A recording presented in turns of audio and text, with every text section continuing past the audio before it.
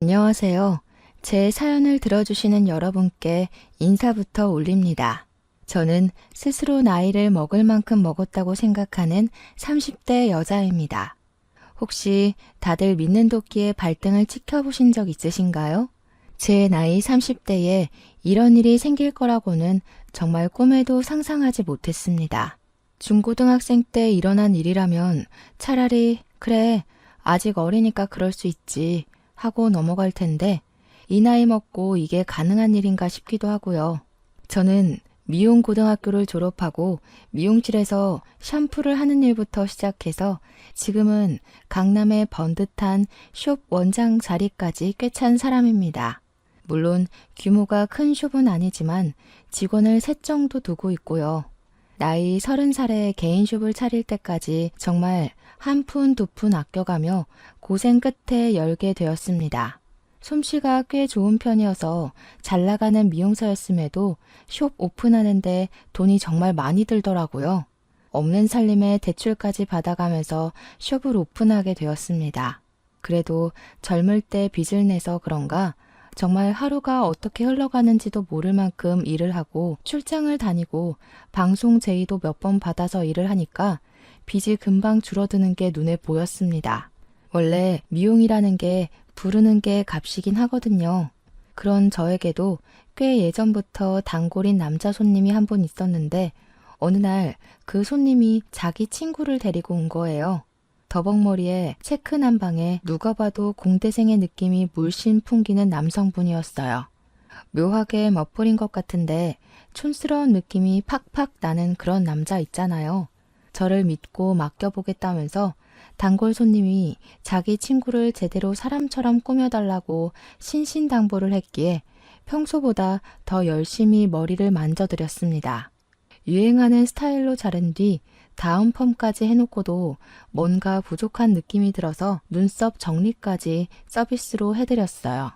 햇빛이라는 걸 거의 본 적이 없는 사람인지 얼굴에 잡티 하나 없는 게 머리만 손질하고 눈썹만 다듬었을 뿐인데 사람이 달라 보이더라고요.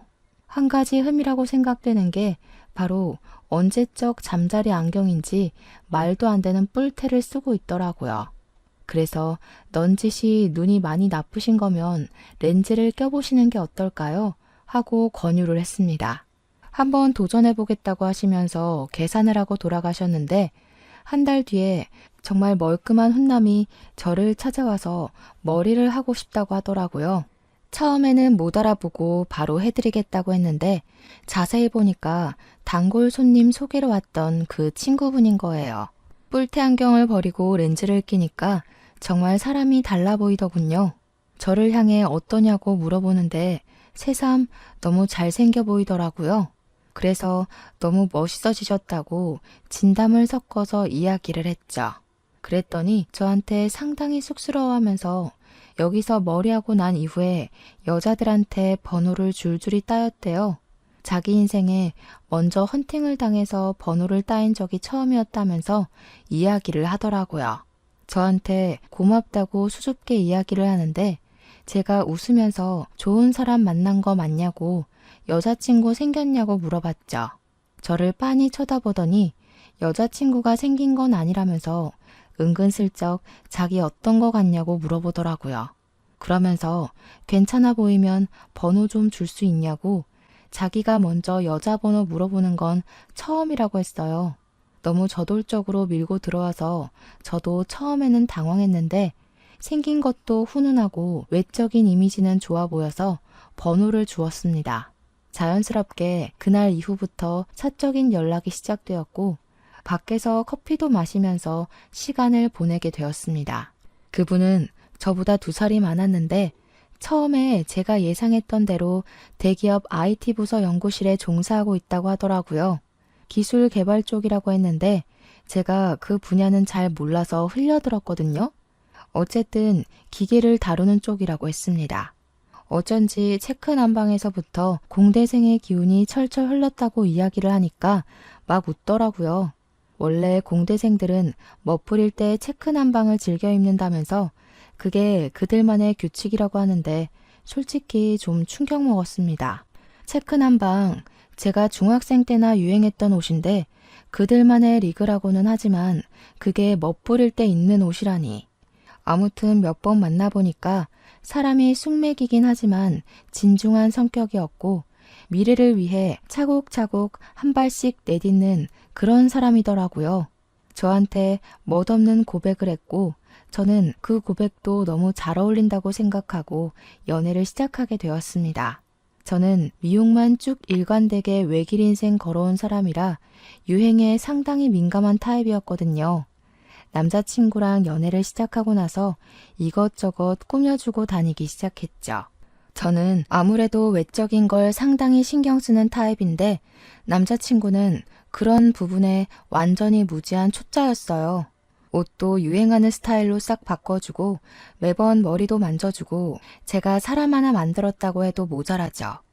원래 훈훈하게 생긴 얼굴이었는데 스타일까지 멋들어지게 만들어주니까 어딜 가도 데리고 다니는 맛이 나더라고요.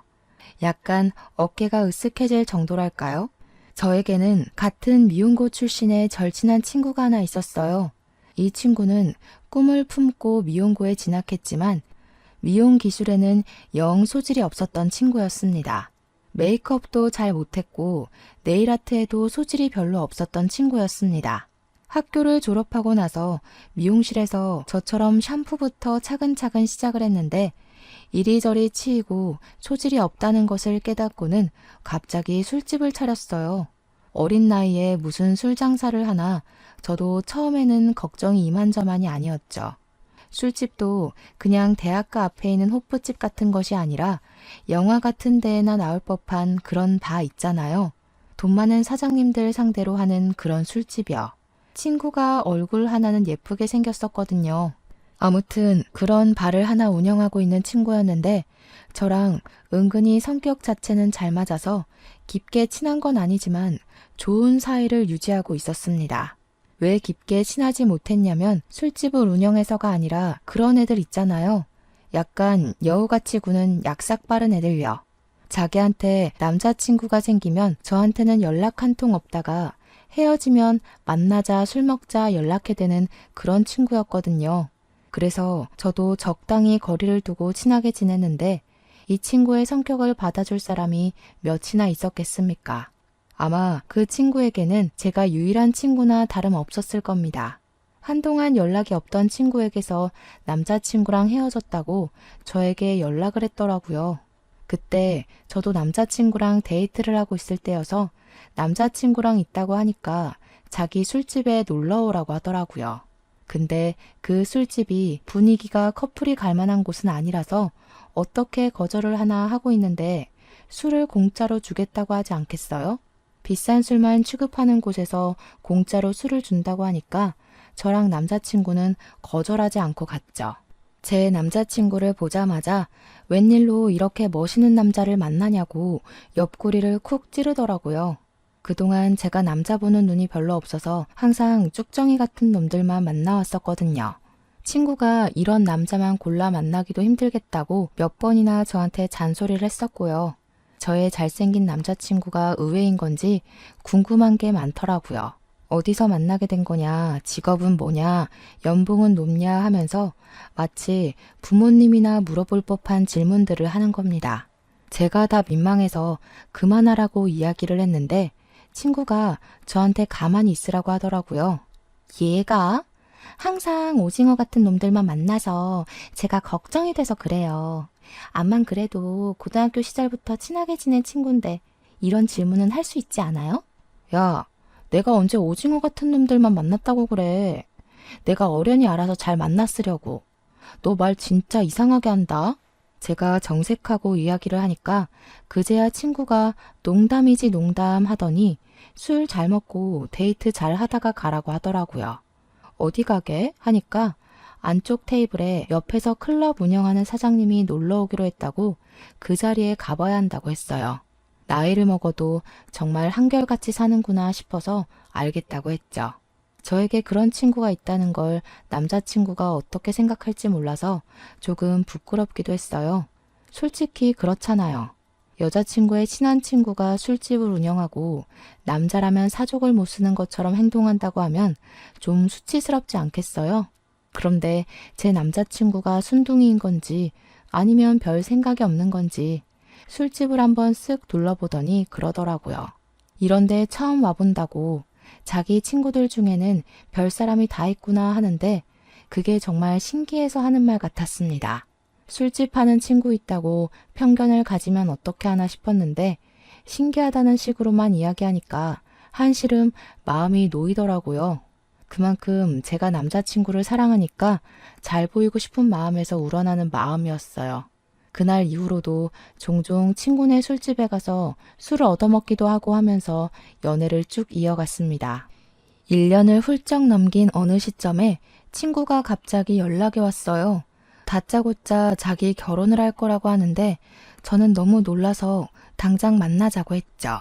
분명 3개월 전에 마지막으로 친구네 술집에 갔을 때만 하더라도 결혼에 대한 언질은 전혀 없었거든요.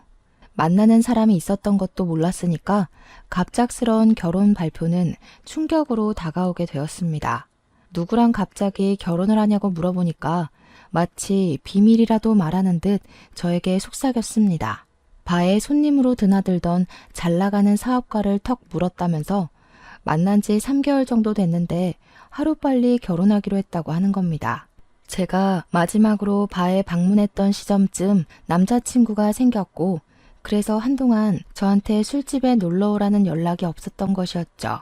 저는 3개월 만에 속전속결로 결혼을 한다는 친구가 걱정이 되었고 너무 적게 만나고 결혼하는 거 아니냐고 조금 나무랐어요. 저만 해도 1년을 넘게 연애를 하고 있는데 어떻게 3개월 사람을 겪어보고 결혼까지 한단 말이냐고요. 그러니 저한테 바보같이 굴지 말라고 하면서 돈 많은 냄새가 나면 바로 물어서 결혼을 해야 하는 거라고 하더라고요. 지금 제 남자친구가 직장인이라는 걸 콕 집어 이야기를 하면서 그럴 때는 이 사람 저 사람 눈 돌려가면서 다 재보고 결혼해야 한다고요. 저한테 무슨 바람이라도 피라는 소리인 건지 제 남자친구가 직장인이란 걸 깔보는 듯한 느낌으로 이야기를 해서 기분이 팍 나빠졌죠. 저도 은근히 지고 싶지 않아서 그래서 너 예비 신랑은 뭐 엄청난 부자냐고 물어봤어요. 그러니까 그때부터 자랑질을 해대는데 집도 청담동에 주상복합 살고 돈도 엄청 쓸어 담는 사업가라고 침 튀기면서 이야기를 하더라고요. 자고로 남자는 사업하는 사람을 만나야 된다면서 기복이 있긴 하지만 최소 벌어오는 돈이 월에 1,000만 원이라고 하더라고요. 자기가 아무리 강남 한복판에서 술을 팔아봐야 일하는 아가씨들 월급 주고 월세 내면 남는 돈이 별로 없다고 팁이나 좀 챙기면 모를까 하더라고요. 언제부터 이렇게 속물근성이 뼛속까지 스며든 건지 진짜 결혼하고 나면 인연을 끊어내야지 싶었습니다. 친구의 말대로 남편이 사업가로 돈을 좀 벌고 있는 건지 초호화 웨딩을 올리긴 하더라고요. 국내에서 제일 비싸다는 호텔 결혼식을 올렸고 드레스도 반짝반짝 난리가 나서 물어보니까 해외에서 수입한 드레스라고 자랑을 하대요. 이 드레스를 공수하려고 홍콩에 있는 드레스숍에서 빌려온 거라고 결혼식 당일까지도 자랑을 했어요. 그렇게 돈 처바른 결혼식 치고 온 손님의 3분의 1이 술집에 드나들었던 사람이라는 게 아이러니했지만 행복해하니까 됐죠 뭐. 신혼여행도 평범한 곳은 싫다며 엄청 멀리 있는 프라이빗 풀빌라에 간다고 자랑을 저한테 평생 살면서 그런데 한 번은 가보겠냐며 결혼은 신중하게 생각하라는데 고작 3개월 만에 결혼해놓고 신중을 누구한테 할 말인지 아니나 다를까 친구는 결혼을 한 뒤 저에게 연락을 뚝 끊었습니다. 신혼생활 행복하게 하나보다 했지만 배알이 뒤틀리는 건 또 다른 문제더라고요. 저랑 남자친구는 만난 지 2년이 가까워오는 순간에 결혼을 약속하게 되었습니다. 둘 다 돈을 뭐 엄청나게 버는 수준은 아니었지만 또래보다야 넉넉하게 벌었기에 결혼을 준비하면서 서로의 재정 상태를 오픈했어요. 저는 일단 미용실을 오픈한 지 4년 차가 되었지만 대출금은 아직 남아있는 상태였고 남자친구는 모아둔 돈이 8천만 원 정도가 된다고 하더라고요. 시부모님의 도움과 남자친구의 직장인 대출로 신혼집을 구하기로 했고, 혼수 정도는 제가 번 돈과 부모님의 도움으로 마련하기로 했습니다. 평범한 다른 사람들과 다름없는 결혼식 준비였습니다. 스드메는 간략하게 웨딩 플래너를 끼고 준비하기로 했고, 식장은 웨딩홀을 잡았고요. 제가 결혼한다는 소식을 친구에게 전하자 그때부터 걔가 이것저것 시시콜콜 따지고 들면서 준비하는데 참견을 하더라고요. 그렇게 가성비 좋게 돈 생각하면서 결혼식 해봐야 추억이 쌓이겠냐고, 한방 크게 터트려야 하는 거 아니냐고요. 결혼식은 호화롭게 할수록 남들이 부러워하는 거라고, 웨딩홀이 뭐냐, 적어도 호텔에서는 해야지 하는데 짜증이 났죠. 우리가 좋아서 하겠다는데 왜 자꾸 참견이냐고, 우리가 알아서 잘할 테니까 너는 네 남편이나 잘 챙기라고 했습니다. 그랬더니 친구가 저한테 구질구질하게 직장 다니는 남자 만나서 가성비 결혼한다고 선을 딱 넘더라고요. 이래서 돈 많은 사업가를 만나야 팔자가 펴지는 거라고 자긴 지금 너무 행복하다고 하더라고요. 혜정아, 너 기억 안 나? 돈 많은 사업가가 최고라고 하더니 결혼하고 나서 맨날 돈에 허덕이는 거 아니야? 언제더라? 결혼하고 나서 나한테 돈 빌려달라고 했잖아. 돈도 많은 남편이 생활비는 적게 주나 보지? 친구인 혜정이가 저한테 딱 한 번 돈을 빌려달라고 했던 적이 있었거든요. 문득 그 생각이 나서 참지 않고 그냥 혜정이한테 질러버렸더니 애가 저한테 발끈하면서 이야기를 하더라고요. 그달에는 벌이가 시원치 않아서 어쩔 수 없었던 거라고. 매달 쓰는 돈이 있는데 1,000만 원씩 가져다 주다가 500만 원 주면 당연히 허덕이지 하는 겁니다. 물론 혜정이 남편이 진짜 1,000만 원씩 가져다 주는지는 제가 알 턱이 없고요. 저한테 네가 알면 뭘 알겠냐고 하는데 제가 그래도 미용실 운영하면서 한 달에 버는 돈이 꽤 되는데 저런 소리를 하니까 가짜났어요. 혜정아, 네 가치를 높일 생각을 해야지. 남자한테 기생하는 주제에 남한테 왜 참견이니? 네 남편이 어디 딴 년이랑 바람난 것 같다고 전전긍긍할 땐 언제고, 술 먹으면 버릇이 개 같다면서 신나게 욕했으면서 이제 와서 사업가 남편이 최고라고 허세를 떨어? 됐어. 너 내 결혼식에 참석하지 마. 제가 딱 잘라서 결혼식에 오지 말라고 하니까 혜정이도 기분이 상했는지 안 간다고 하더라고요. 제가 계좌번호 보내면서 내가 보냈던 만큼 축의금은 돌려주라고 했더니 자존심을 부리는 건지 축의금은 그대로 입금했어요. 저는 남편과 사이좋게 결혼식 준비를 이어갔고 결혼식도 많은 사람들의 축복을 받으며 치렀습니다. 신혼여행도 평소 가보고 싶었던 동남아 국가로 다녀왔고요. 혜정이랑 저랑은 인연을 끄는 것이나 다름없기에 결혼식 이후에 연락을 한다거나 혜정이가 운영하는 술집에 간다거나 하는 일도 없었습니다. 남편은 결혼 이후 마음의 안정이 찾아온 것 같다며 더욱더 열심히 직장 생활에 임하기 시작했고 저도 미용실 운영을 하며 빠르게 빚을 갚고 있었죠. 둘이 벌어서 대출금 갚으니까 같은 돈이 나가도 뭔가 더 빠르게 갚아나가는 듯한 기분이 들었습니다. 결혼한 지 한 2년쯤 지났을 때 남편과 저는 슬슬 생활의 안정감을 느끼고 아이를 가져볼까 하면서 자녀 계획을 세우기 시작했습니다. 그런데 그 시기쯤 뜬금없이 연락을 끊고 지냈던 혜정이에게서 연락이 왔어요.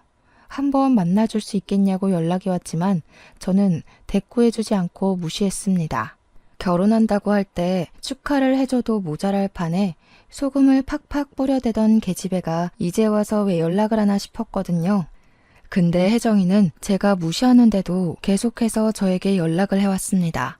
딱 한 번만 만나달라고, 자기가 다 잘못했다고, 너무 힘들다고 징징거리는데 솔직히 그간 알아왔던 정도 있고 걱정은 되더라고요. 무슨 일이냐고 하니까 그날 오후에 제가 일하는 미용실로 찾아왔더라고요. 근데 혜정이 얼굴에 시퍼런 멍자국이 있는 게 아니겠어요? 저는 깜짝 놀라서 혜정이 얼굴을 이리저리 살펴보았죠. 얼굴 왜 이래? 남편이 그랬어?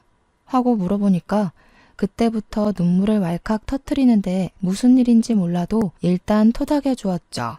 혜정이가 엉엉 울면서 자기 죽고 싶을 만큼 힘들다고 해서 다 털어놔봐라 했어요.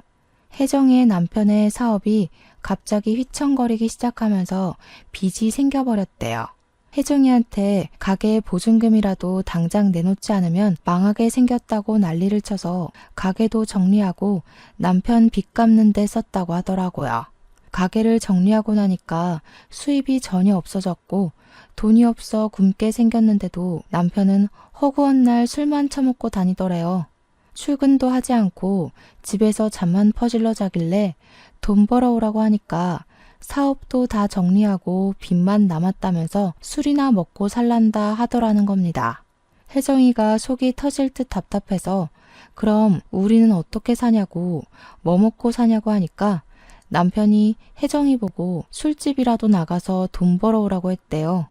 네가 가진 명품 가방만 팔아도 얼마겠냐고 사치를 그렇게 하니까 빚이 생기는 거 아니겠냐고 혜정이 탓을 하더랍니다.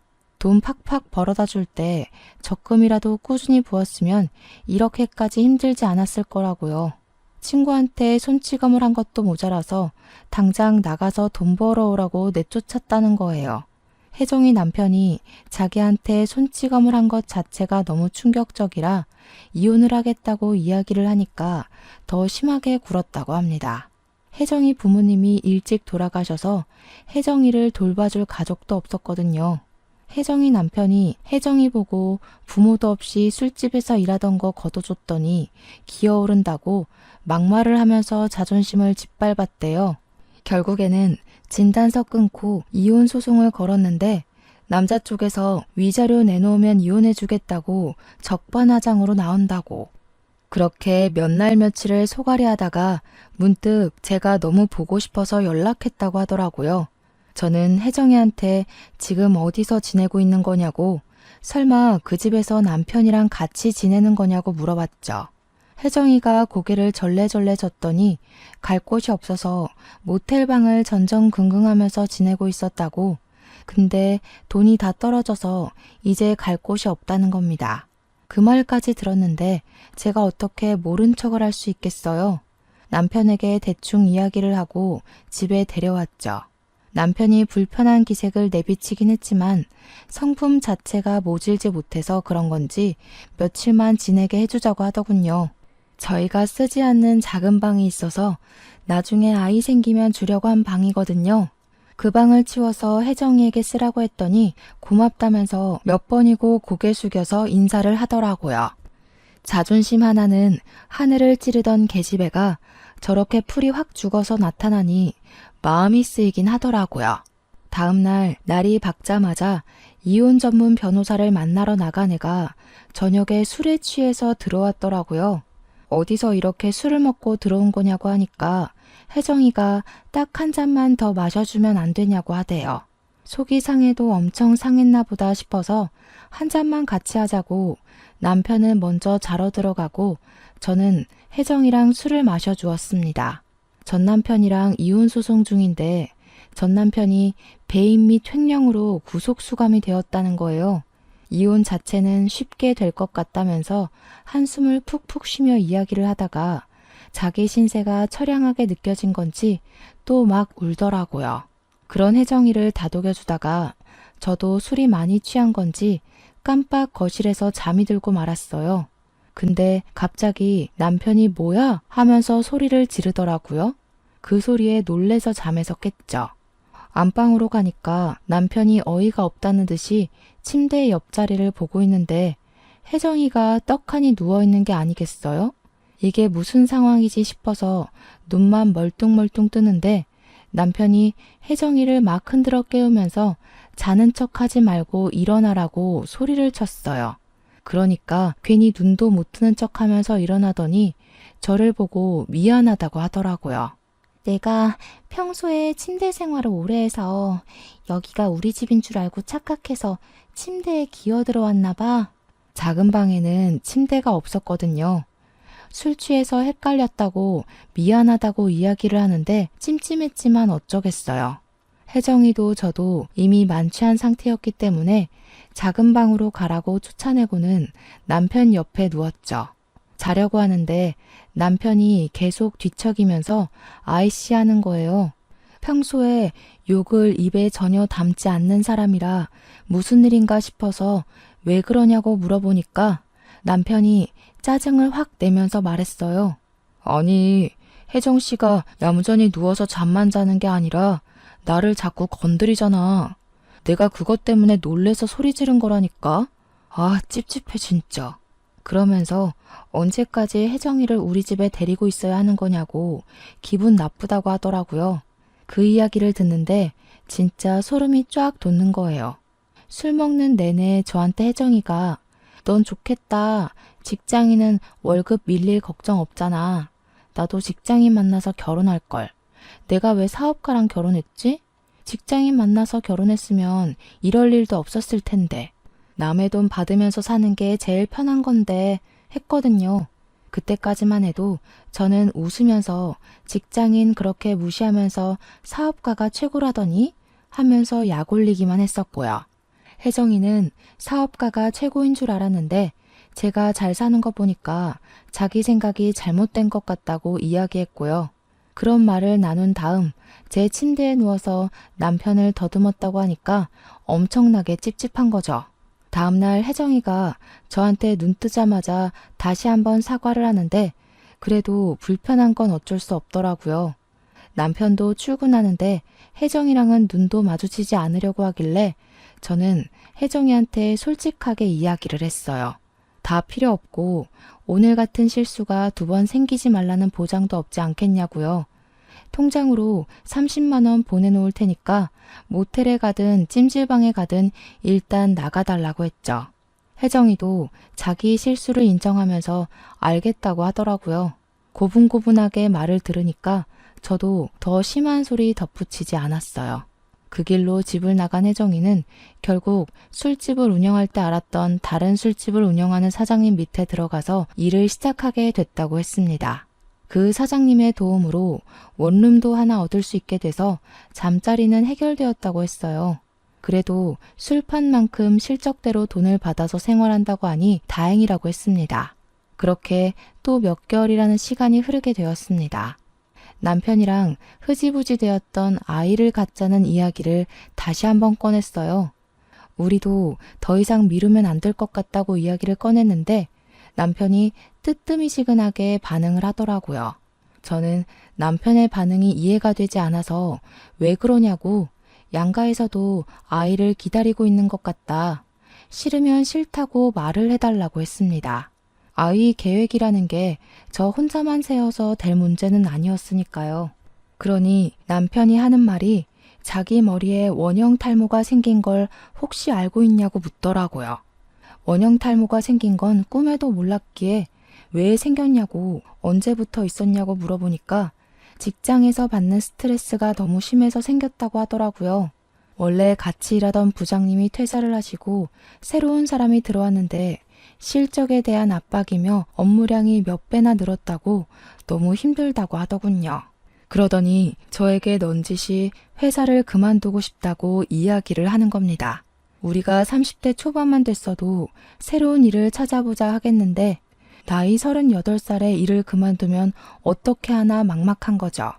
물론 제가 미용실을 운영하면서 한 달에 400만 원 내외로 벌고 있으니까 당장 둘이 생활하기에는 부족함이 없긴 했죠. 그래도 남편이 꼬박꼬박 벌어오던 월급이 있었는데 그게 사라지면 우리 생활비가 반토막이 나는 거나 다름없는 일이잖아요. 대출도 거의 갚았지만 조금 남았고 아이까지 생기면 나가야 할 돈이 한두 푼이 아닌데 돈 걱정이 먼저 되는 건 어쩔 수 없더라고요. 미안하지만 남편에게 직장을 그만두는 것은 반대하고 싶다. 지금 와서 어디에 새롭게 취직을 하겠냐고 했어요. 다른 회사라고 다를 바 없을 거라고 이야기를 하니까 남편이 몰라서 그러는 게 아니라고 자기가 하고 싶은 게 있대요. 뭘 하고 싶냐고 하니 자기 가게를 차리고 싶다고 하더라고요. 너무 뜬금없는 소리라서 무슨 가게를 차리겠다는 거냐고 하니까 음식점을 차리고 싶대요. 음식점은 뭐 아무나 하는 건가요? 절대 반대라고 말렸죠. 남편이 특색 있는 요리를 할 줄 아는 것도 아니고 전문성이 있는 것도 아니었어요. 남편을 설득하기 위해 저도 조금 큰 소리를 낼 수밖에 없었습니다. 막말로 당신이 자격증이 있냐, 뭐가 있냐, 아무거나 팔면 장땡이라고 생각하는 거냐, 그런 식으로 하면 돈만 날리는 거라고 했습니다. 집에서 요리 한 번을 한 적이 없고 설거지 한 번 도와준 적 없으면서 무슨 음식점 장사를 하겠다고 하냐고 양심 좀 챙기라고 했죠. 그러니까 남편이 하는 말이 비싼 안주랑 와인 한잔 할 수 있는 소규모 모임용 라운지바 같은 걸 운영하고 싶다고 하대요. 어차피 안주에 심혈을 기울일 필요도 없고 주류 종류만 잘 갖다 놔도 장사는 잘 될 거라면서요. 회사 생활하면서 그런 곳을 한번 가봤는데 너무너무 좋고 조용하고 스트레스도 받지 않을 것 같다고 하더군요. 저는 술집이라면 혜정이부터 떠올랐기에 절대 안 된다고 술집은 반대라고 했습니다. 결국 그날 의견 차이가 좁혀지지 않아서 싸움만 내리하고 저는 미용실에 출근을 했는데 혜정이가 머리를 한다고 찾아왔더라고요. 새로 옮긴 가게에서 돈을 좀 버는 건지 어느 날부터 다시 본인을 꾸미고 다니기 시작했어요. 제가 머리를 만지는 내내 한숨을 푹푹 쉬니까 혜정이가 무슨 일 있냐고 물어보더라고요. 그래서 솔직하게 다 말을 해줬습니다. 남편이 직장을 그만두고 무슨 라운지바 같은 걸 차리고 싶어 한다고요. 혜정이가 이야기를 듣더니 아이디어가 너무 좋다면서 그런 곳이 장사가 잘 된다고 술집이 얼마나 남는 장사인 줄 아냐고 하더라고요. 제 남편에게 팁을 좀 주고 싶으니까 한번 자리를 마련하라고 하는데 제가 딱 잘라서 거절했죠. 직장을 그만두게 할 마음도 없고 그런 사업을 시킬 마음도 없다고 괜한 헛바람 넣지 말라고 했어요. 근데 이 망할 계집애가 꾸역꾸역 집까지 찾아온 거예요. 이야기를 좀 들었는데 라운지바를 하고 싶다고 하셨다면서요? 아이디어 너무 좋더라. 요즘은 소규모 가게도 많이 늘었고 가격만 좀 비싸게 해서 팔면 엄청 남는 장사야. 그 말에 남편 눈이 반짝이더니 둘이 무슨 절친이라도 된 거 마냥 가게 이야기를 막 늘어놓더라고요. 남편은 이런 가게는 어떤 것 같냐 하고 혜정이는 너무 좋다 하면서 술 유통 쪽에 관심이 생기면 연락 달라고 둘이 번호 교환까지 하는 게 아니겠어요? 보는 저만 완전히 속 터지고 환장하는 거죠. 그 뒤로 남편이랑 혜정이랑 둘이 전화도 하고 문자도 하는 것 같더니 따로 만나기까지 했더라고요. 남편은 정말 당장이라도 가게를 낼 것처럼 굴었고 혜정이는 술 장사하려면 기본적으로 술 유통업체를 끼고 해야 된다면서 이리저리 소개를 시켜주고요. 제가 그때마다 절대로 안 된다고 꿈도 꾸지 말라고 화도 내고 애원도 하고 남편을 다잡았죠. 남편에게 장사가 그렇게 쉽게 될 것 같으면 다른 사람들도 다 자영업하지 않겠냐고 누가 회사 다니겠냐고 했어요. 이미 남편은 마음을 굳힌 건지 뭔지 제 말은 듣지도 않더라고요. 제가 계속 귀에 딱지가 않도록 이야기하니까 저한테 서운하다고 하면서 자기가 회사 생활하면서 이렇게 스트레스를 받고 고생하는데 왜 마음을 몰라주냐고 하더라고요. 제가 남편의 마음을 모르는 건 아니죠. 단지 혼자 사는 게 아니라 둘이 함께 살고 있는데 저러니까 말리는 거죠. 남편은 정말 서운하다 하더니 어느 날부턴가 저와의 대화 자체를 피하기 시작했습니다. 그렇게 서먹서먹한 부부관계가 유지된 지 2달 만에 남편이 통보를 했습니다. 사직서를 냈고 처리까지 다 되었다고 퇴직금을 받았고 이걸로 가게를 차릴 거야 하고요. 제가 진짜 너무 어이가 없어서 남편이랑 피 터지게 싸웠어요. 그리고 남편은 저에게 반항이라도 하는 것처럼 집을 나가버렸습니다. 집 나가서 고생해봐야 정신을 차리려나 싶어서 곧 들어오겠지 두고 보자 절대로 반대한다 하고 마음을 단단히 먹었습니다. 근데 남편이 하루가 지나고 3일이 지나고 일주일이 지나도 들어올 생각을 하지 않는 거예요. 시댁에 갔나 싶어서 은근슬쩍 안부 전화하는 것처럼 연락을 했는데 시댁에도 가지 않은 것 같더라고요. 이 인간이 어디서 뭘 하고 있는 건지 속이 타서 결국엔 2주일째 되는 날 제가 먼저 연락을 했습니다. 그러니까 남편이 시큰둥하게 저한테 어디서 뭘 하고 있든 관심도 없더니 왜 이제 와서 연락을 하냐고 하는 거예요. 저는 순간 너무나도 당황스러웠죠. 이게 몇 년을 같이 산 부부가 할 이야기인가 싶었고요. 남편한테 전화로 이야기하면 오해가 쌓일 것 같으니 얼굴 보고 이야기하자고 하니까 알겠대요. 남편이 집으로 돌아오면 될 일을 굳이 밖에서 이야기하자고 해서 약속 장소를 잡고 나가서 만났습니다. 저한테 통보하듯이 이야기를 하더라고요. 가게 자리 괜찮은 걸 봐서 계약까지 했다고요. 밖에 나가서 지내는 동안에 부동산을 엄청 돌아다녔고 계약도 하고 인테리어 업자까지 다 만나서 계약금을 걸었다는 겁니다. 이미 모든 일을 다 버려놓은 남편에게 제가 무슨 말을 더 할 수 있겠습니까? 제가 입을 꾹 다물고 아무 말도 하지 않자 남편은 저에게 너무나도 실망했다며 이야기를 이어나갔습니다. 자기가 원형 탈모까지 왔다고 회사 일이 힘들어 죽겠다고 하는데도 어떻게 돈돈거릴 수가 있냐고요. 한동안 생각 정리가 필요할 것 같아서 며칠 더 밖에서 지내겠다고 통보를 또 하더라고요. 저는 남편의 그 말이 너무나도 충격적이라 다른 말은 귀에 들어오지 않았습니다. 밖에서 며칠 더 지내겠다는 말은 즉슨 저와 별거를 하겠다는 말이나 다름없었으니까요.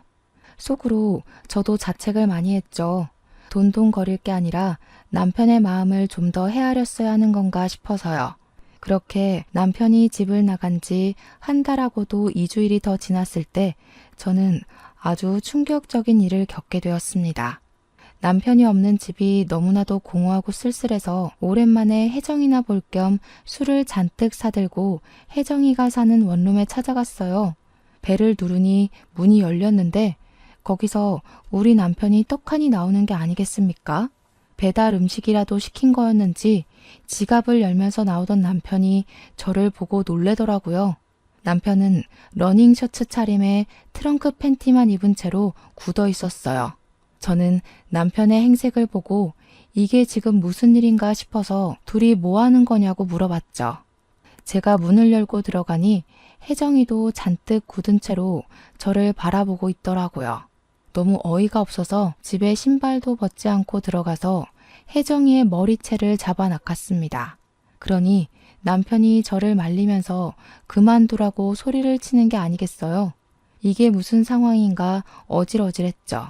남편이 혜정이를 꽉 끌어안으면서 저에게 소리를 쳤어요. 혜정이 뱃속에 지금 내 아이가 있다고. 그만둬. 아이라니? 지금 이게 다 무슨 소리야? 그러니 혜정이가 미안하다고 하면서 이야기를 하더라고요. 그러니까 남편이 집을 나간 날 혜정이를 만났고 그날 혜정이네 집에서 잠을 자게 된 것이었습니다. 제가 연락도 하지 않고 찾지도 않으니 그대로 둘이 같이 지내기 시작한 거예요. 저는 계속 식당은 안 된다고 반대만 하는데 혜정이는 다 잘 될 것 같다면서 응원을 해주니까 혜정이에게 빠져들게 된 거죠. 저를 만나서 생각 정리를 해야겠다고 한 것도 혜정이가 임신한 사실을 알게 되어서 혜정이 옆에 있으려고 술을 쓴 거였어요. 둘 다 저한테 미안하다고 하면서 운명의 상대를 이제야 만난 것 같다고 하는데 말이 안 나오대요. 하룻밤 사이에 덜컥 임신을 했는데 이게 운명의 상대가 아니면 뭐겠냐고 임신 8주 됐다고 하더라고요. 그러면서 남편이 저에게 이혼을 하자고 위자료로 5천만 원을 주겠대요. 네가 돈이 어디 있어서 나한테 5천만 원을 주겠다는 거야? 우리 아파트 정리하면 훨씬 더 나올 거야. 그거 너 다 가져. 대신 우리 깔끔하게 이혼만 하자. 저는 뒤도 돌아보지 않고 그 집을 나와 저의 집으로 돌아왔습니다. 한 3일은 내리 울기만 했던 것 같아요. 깊은 배신감에 치를 떨다가 정신을 차리기 시작했죠. 돈도 개뿔 없고 일도 때려치운 백수새끼 제가 데리고 살아서 뭐하나 하는 생각을 주입하기 시작했어요. 횡령 및 배임으로 구속 수감되어 있다는 친구의 전남편이 생각나서 교도소로 찾아갔습니다. 그러다 아주 뜻밖의 사실을 알게 되었어요. 둘의 이혼 소송이 아직도 마무리가 되지 않았더라고요. 재산 분할과 위자료 싸움으로 이혼 마무리가 되지 않고 개싸움 중이라고 하는 게 아니겠습니까? 그래서 저는 모든 사실을 말해주었죠. 혜정이가 지금 제 남편의 아이를 임신했어요. 저는 상간녀 소송 걸기로 마음먹었으니까 그쪽도 소송 뒤집으세요. 그 말에 혜정이 전 남편은 변호사를 통해서 혜정이가 먼저 바람을 피웠고 자기한테 이혼하자고 뒤집어 씌운 거라고 말을 바꿨습니다.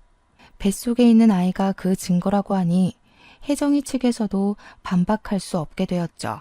결국 소송판 자체를 뒤집어 엎어서 없던 일로 만들어버린 겁니다.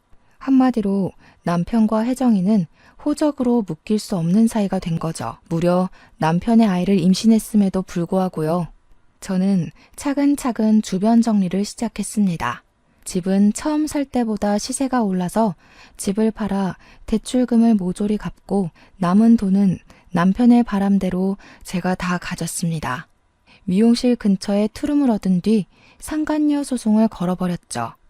혜정이는 저에게 3천만 원을 배상하라는 결과를 받게 되었고요. 시댁에서는 모든 사실을 알게 된 후 저에게 미안하다고 몇 번이나 사죄의 전화를 거셨어요. 앞으로 아들 새끼는 없는 셈 치고 살 거라면서 이혼하고 새 출발하는데 보태라며 2천만 원이나 제 계좌로 보내주셨습니다. 제가 뭐 거절할 이유가 있을까요? 감사합니다 하고 받았죠. 저는 남편하고 이혼을 했는데 혜정이는 이혼도 못했다고 하더라고요. 혜정이 남편이 감옥에서 자기 빚 갚게 2억을 해주면 그땐 이혼을 해주겠다고 했대요.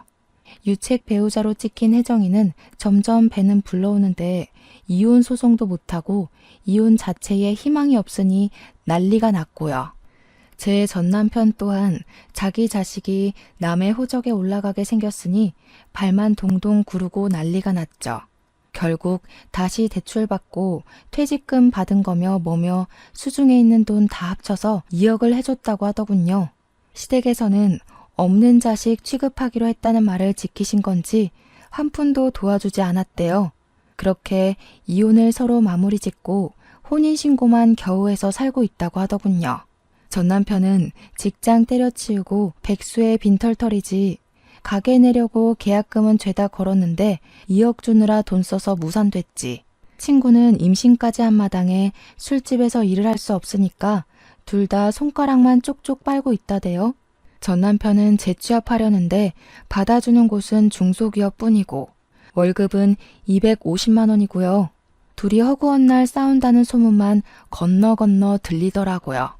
저는 뭐 그 이후로 이혼하면서 받은 돈이랑 시댁에서 미안하다고 준 돈에 상간녀 소송에서 받은 돈까지 합쳐서 돈 굴리면서 살아요.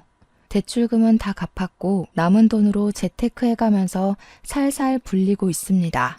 미용실은 여전히 예약 손님 가득이고요. 100세 시대라는데 제 인생 아직 30대 후반이잖아요. 앞으로 살 날이 훨씬 많으니까 용기 내서 좋은 사람 만나면서 행복하게 살아보려고 해요. 주어진 환경에 충실하게 잘 살아보도록 하겠습니다. 여러분도 행복한 하루 보내세요.